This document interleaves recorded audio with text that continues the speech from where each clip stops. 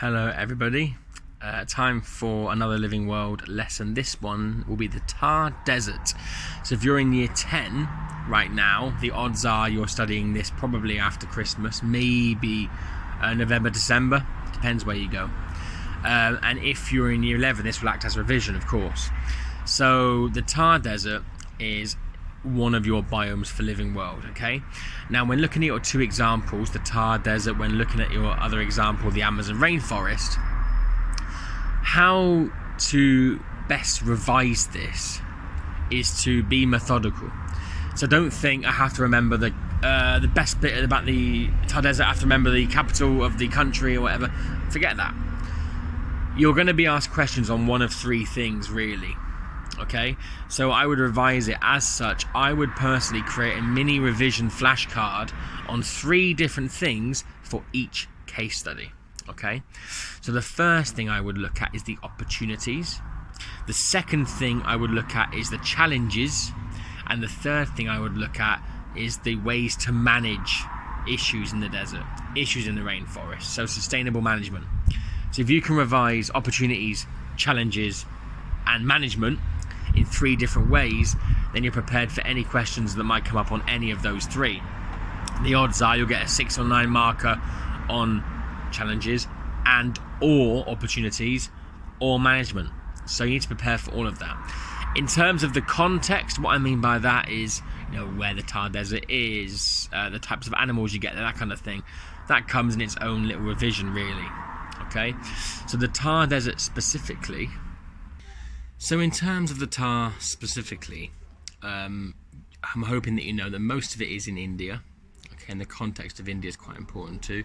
Some of the country is in Pakistan. Some of the desert is in Pakistan. So about 85% of the Thar Desert is Indian, and 15% spreads over to Pakistan. Okay, now there are many opportunities for the people that live there. There are many challenges for the people that live there, and there are things they are trying to do to manage those challenges too.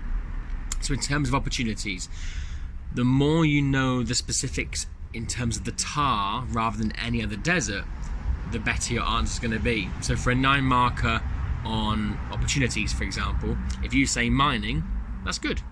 If you say mining, gypsum and kaolin, that's detail, that's next level, that's top level, that's your 7, 8, 9 marks out of 9. So yeah, opportunities are mining. So gypsum, kaolin, phosphorite, things and stuff like materials that are used is an opportunity because you sell it for money. The same thing with limestone and marble, for example. You can make things out of that. You can make money from the desert's natural resources. There's also energy. So solar panels are very popular here because despite it not being the richest country in the world, there's enough money to be made from the sun and the desert space. Farming. Now this obviously has more challenges we'll come on to later, but ultimately you can grow, and what is grown in the Thar Desert is wheat and cotton because of irrigation. Now irrigation is where you take water from one part of the world to another ultimately. So for example, a canal or a river, and the water is used from there and transported to an area where there's not enough rain, but that means you can grow things. So for example, in the Thar Desert you have the Indira Gandhi Canal, and that's where the water comes from. There's not enough rain for crops to survive, so they have to irrigate water from the Indira Gandhi Canal, which they use for farming, wheat and cotton, for example. Tourism, so I'm an example of someone who's been to the Thar Desert. I'm sure the picture on the thumbnail will show that. That is me in the Thar Desert, genuinely. And people visit the area for festivals. Jalsamar Wind Park is another example of somewhere people can visit but also produces energy. So there's lots of opportunities here. However, you know what a desert's like by now.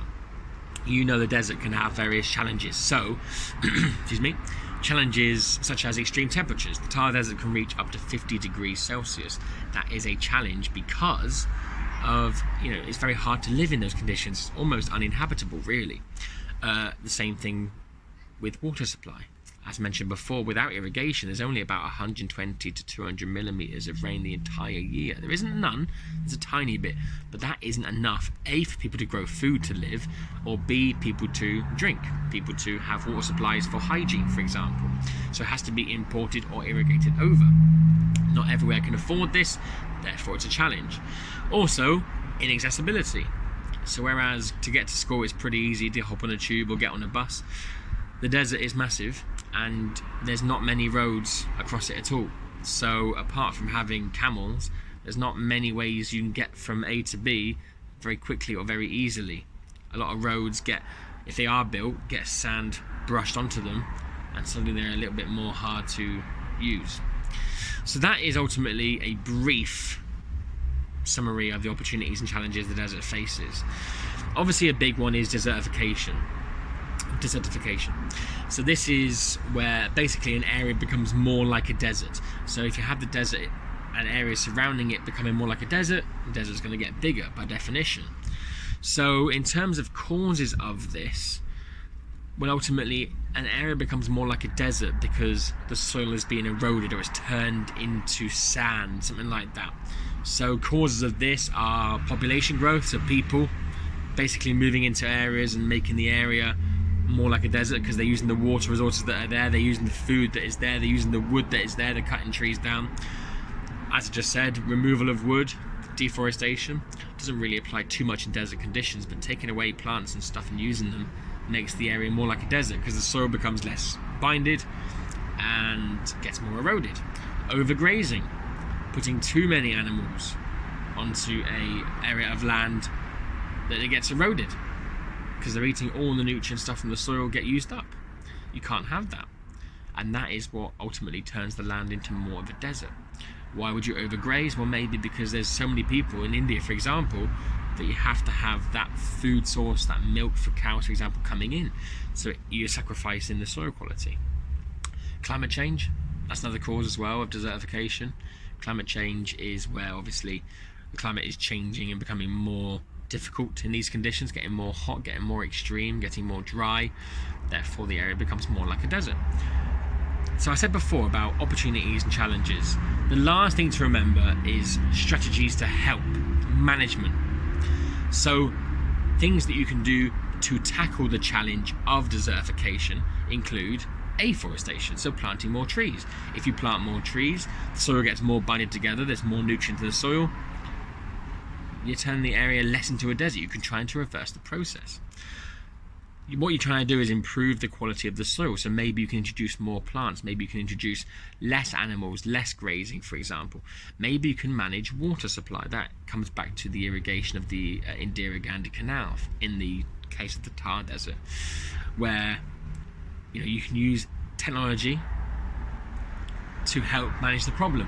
Now, everywhere in the world hasn't got the same level of money. Everywhere in the world hasn't got the same level of technology.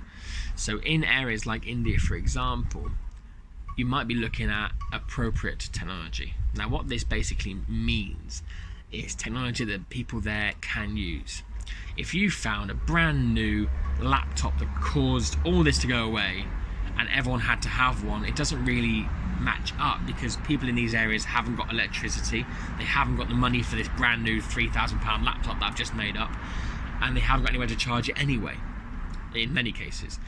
So what appropriate technology is basically simple equipment and simple strategies that local people are able to use easily and, more importantly, affordably.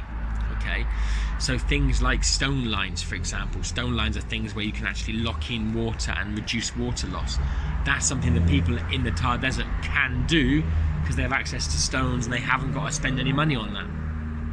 It's things like that. Appropriate technology is something you can do to sustainably manage a desert.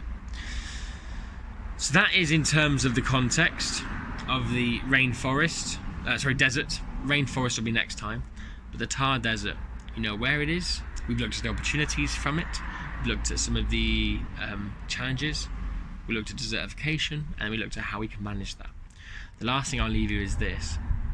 It's important to know the specifics. So don't just say you can manage it by doing anything generic. You have to mention the specifics, mention the Thar Desert, mention the fact it's in India, mention the fact of the sheer size of 200,000 square miles or so. It's important that you use the specifics from that. And in terms of the opportunities and challenges, etc., I would categorize them again like we always have done. So categorize them into social, for example, jobs from tourism. Environmental, cleaner energy from solar panels. Economic, money from gypsum, marble, wheat, cotton, that kind of thing. If you can categorise them into social, economic, environmental, then I think they become easier to remember. Okay, we'll look at the rainforest next time, but until then, take care. I'll see you soon.